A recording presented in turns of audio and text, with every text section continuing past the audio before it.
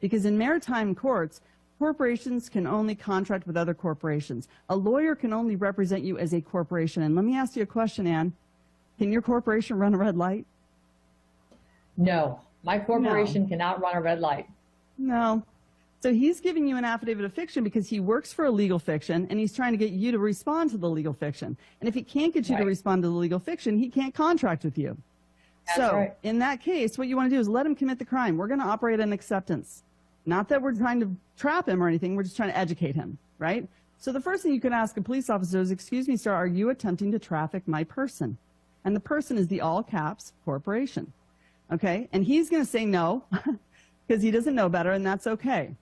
But what he's ultimately doing is he's giving you a ticket, an affidavit of fiction, and that's got a 30-day notice. You've got a choice to show up at court, right? You know that if you don't show up at court, you're presumed guilty, right? And you know that they're going to then sell that as a debt instrument. But what you don't know is that in every court case, they're going to open up a trust in your name. Now, did you give them permission to do that? No, I did not. No. And then what they're going to do is they're going to put 3 bonds in that trust. They're going to put a bid, a performance, and a payment bond in there. And then they're going to basically trade you on through your Sesta KV trust, which you didn't even know you had, and they're going to make anywhere from $2 to $5 million per traffic violation.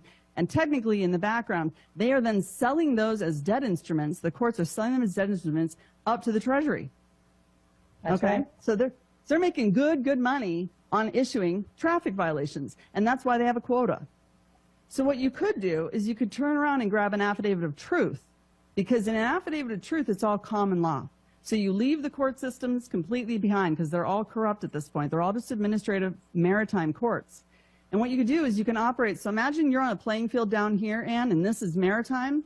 We're going to take it to a playing field up here. And by the way, the playing field down here, we're like in the football field, and we're all the way back to the 1-yard line because no one ever taught us how to play offense.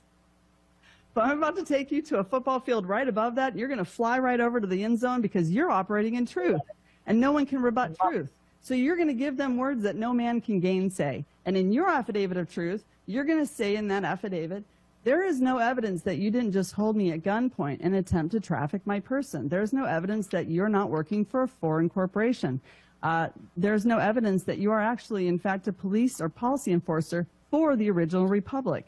There is no evidence that you haven't signed an oath or have signed an oath to we the people, right? So what we are going to do with this affidavit of truth is we're reasonable. It's a negotiable instrument. So this officer can choose to either sign an oath to we the people, or he can choose to resign.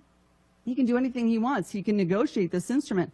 But technically, he's taking a personal liability with every single ticket that he issues because he is working for a crime syndicate. And because he doesn't know that, that's okay. But in common law, every single man or woman is accountable for their deeds on this earth. So they have to be notified.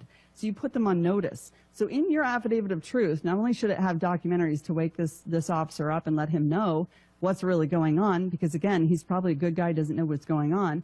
But in this affidavit of truth, you can let him know that there are all these things he has to rebut. In other words, he has to prove.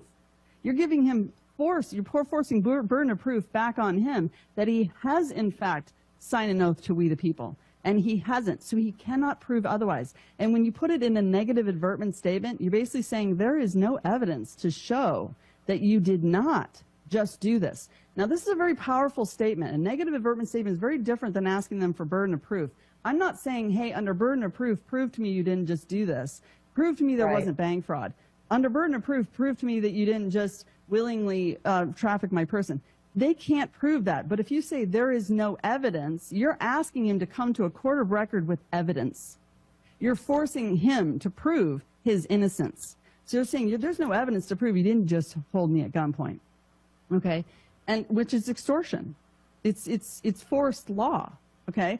So when you do this, again, in your affidavit of truth, you give him a timeline. He's got 30 days to seek a trial by peers or to cure, or he is now personally liable. And you can rack up these charges to about $1 million a pop.